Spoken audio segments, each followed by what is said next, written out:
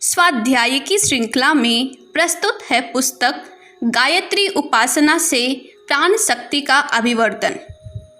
गायत्री मंत्र के शब्दार्थ में से प्रकट है कि यह मनुष्य में सन्निहित प्राण तत्व का अभिवर्धन उन्नयन करने की विद्या है।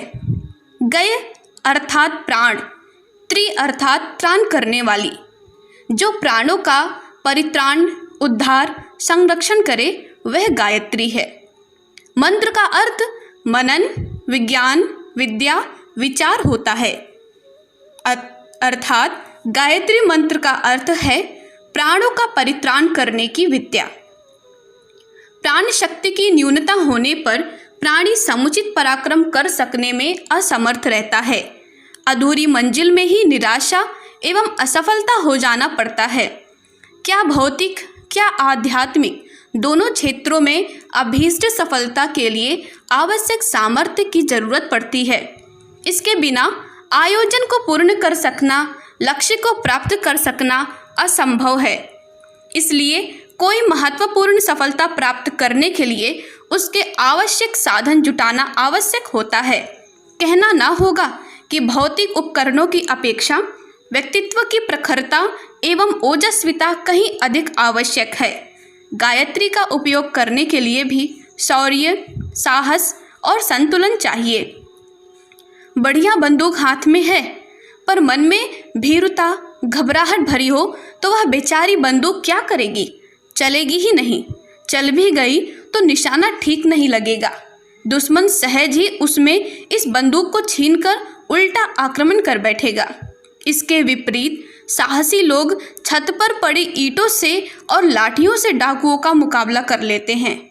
साहस वालों की ईश्वर सहायता करता है, यह उक्ति निरर्थक नहीं है।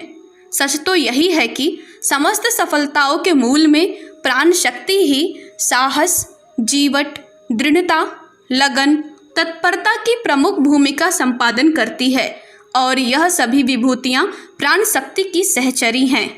प्राण ही वह तेज है जो दीपक के तेल की तरह मनुष्य के नेत्रों में, वाणी में, गतिविधियों में, विचारों में प्रकाश बनकर चमकता है। मानव जीवन की वास्तविक शक्ति यही है। इस एक ही विशेषता के होने पर अन्यान्य अनुकूलताएं तथा सुविधाएं स्वमेव उत्पन्न, एकत्रित एवं आकर्षित होती चली जाती हैं। जिसके पास विभूति नहीं, उस दुर्बल व्यक्तित्व वाले को संपत्तियों को दूसरे बलवान लोग अपहरण कर ले जाते हैं। घोड़ा अनाड़ी सवार को पटक देता है। कमजोर की संपदा, जर जोरू जमीन दूसरे के अधिकार में चली जाती है। जिसमें संरक्षण की सामर्थ्य नहीं, वह उपार्जित संपदाओं को भी अपने पास बनाए नहीं रख सकता।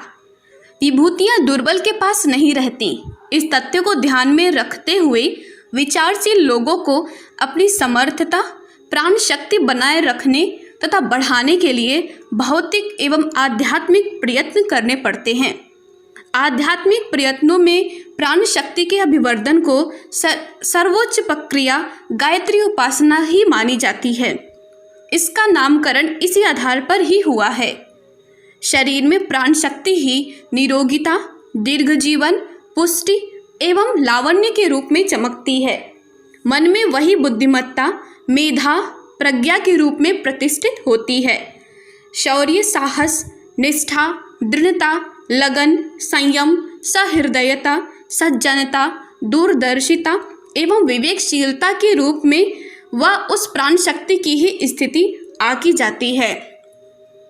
व्यक्तित्व की समग्र तेजस्विता का आधार यह प्राण ही है।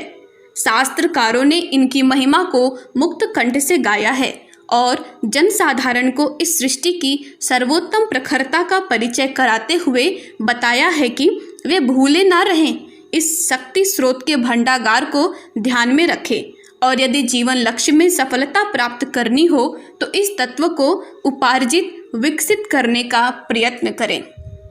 प्राणवान बने और अपनी विभिन्न शक्तियों में प्रखरता उत्पन्न होने के कारण पग पग पर अद्भुत सफलताएं, सिद्धियां मिलने का चमत्कार देखें। प्राण की न्यूनता समस्त विपत्तियों का, अभावों और शोक संतापों का कारण है। दुर्बल पर हर दिशा में आक्रमण होता है।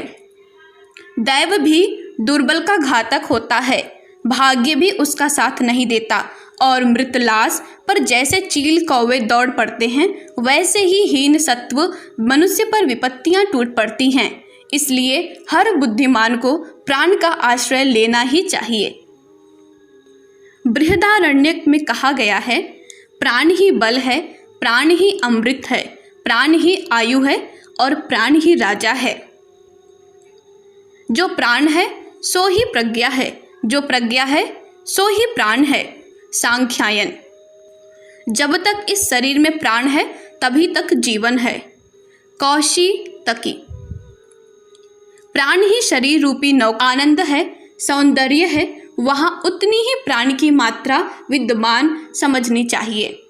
उत्पादन शक्ति और किसी में नहीं, केवल प्राण में ही है। जो भी प्रादुर्भाव, सृजन, आविष्कार उसी की प्रेरणा से अपनी धुरी में है। विश्व ब्रह्मांड तैत्तिरीय उपनिषद में कहा गया है, प्राण शक्ति से ही समस्त प्राणी पैदा होने पर प्राण से ही जीते हैं और अंततः प्राण में कर जाते हैं। छांदोग्य में कहा गया है, यह सब प्राणी हैं और प्राण में ही विलीन हो जाते हैं। ऐत्रेय उपनिषद में कहा गया है, प्राण ही इस विश्व को धारण करने, प्राण की शक्ति से ही यह ब्रह्मांड अपने स्थान पर टिका हुआ है। चींटी से लेकर हाथ, यदि प्राण ना होता तो जो कुछ हम देखते हैं कुछ भी ना दिखता। ऋग्वेद में कहा गया है, मैंने प्राणों को देखा है, कार्य किया है, रक्षक है, यह कभी नष्ट होने वाला नहीं है। यह भिन्न भिन्न भागों अर्थात नाड़ियों से आता जाता है, मुख और नासिका द्वारा क्षण क्षण में इस शरीर में आता है और फिर बाहर चला जाता है। यह प्राण शरीर में वायु रूप में है, पर आदिदैवत रूप से यह सूर्य है। धन्यवाद। ओम शांति। क्रमशः हमारे YouTube चैनल को सब्सक्राइब करें और बेल आइकन को दबाकर ऑल पर क्लिक करें ताकि नोटिफिकेशंस आपको मिलती रहें।